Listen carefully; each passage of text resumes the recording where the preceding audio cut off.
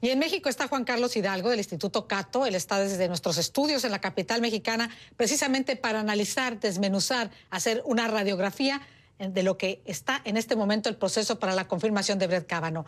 Juan Carlos, te saluda Patricia Ramos, gracias. Y comencemos precisamente por analizar la votación de hoy en el Senado, que no fue por la confirmación, insistimos, sino por el cierre del debate. Juan Carlos, la senadora republicana de Alaska, Lisa Murkowski, votó hoy en contra, atención republicana. La legisladora también republicana por Maine, Susan Collins, anunciará esta tarde qué va a hacer. Dijo sí esta mañana, pero no ha dicho cómo va a ser en la votación final. Y el senador demócrata Joe Manchin, representante de West Virginia, votó sí, en contravía de la votación en bloque de los demócratas. Tu lectura, bienvenido.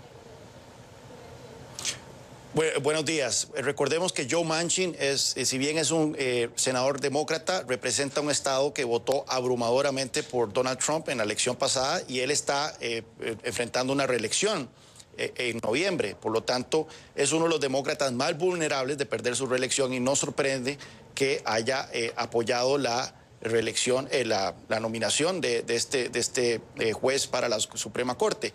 En el caso de las dos otras senadoras republicanas, Collins y Murkowski, son las más moderadas del partido republicano.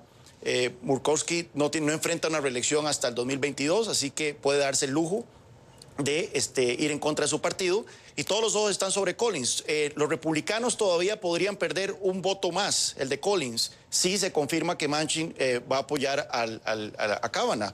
Recordemos de que en el Senado, si hay un empate de 50-50, el vicepresidente Mike Pence ejerce el voto de desempate. Así que los republicanos todavía tienen un voto todavía de sobra, pero obviamente en un juego de tan altos...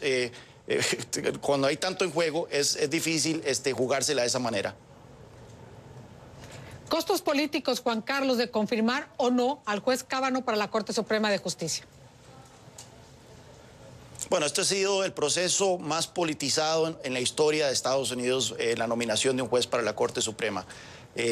Lo hemos visto en una manera ultrapartidista.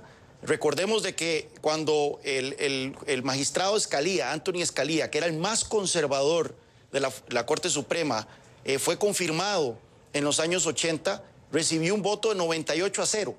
Y era el más conservador de todos los jueces de la Corte Suprema, pero en los últimos años hemos visto un creciente politización por el hecho de la Corte Suprema se ha vuelto el árbitro de última instancia en muchísimos temas controversiales en Estados Unidos. Ante la parálisis del Congreso, la Corte Suprema ha venido adquiriendo cada vez mayor relevancia, no tanto judicial, sino política.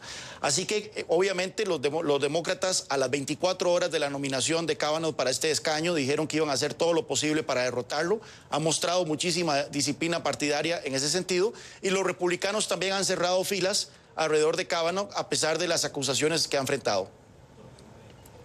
Tengo 30 segundos, Juan Carlos. ¿Cómo puede afectar lo que suceda con Kavanaugh con miras al resultado de las elecciones legislativas de medio término a efectuarse en noviembre, donde los demócratas buscan lograr la mayoría en el Congreso?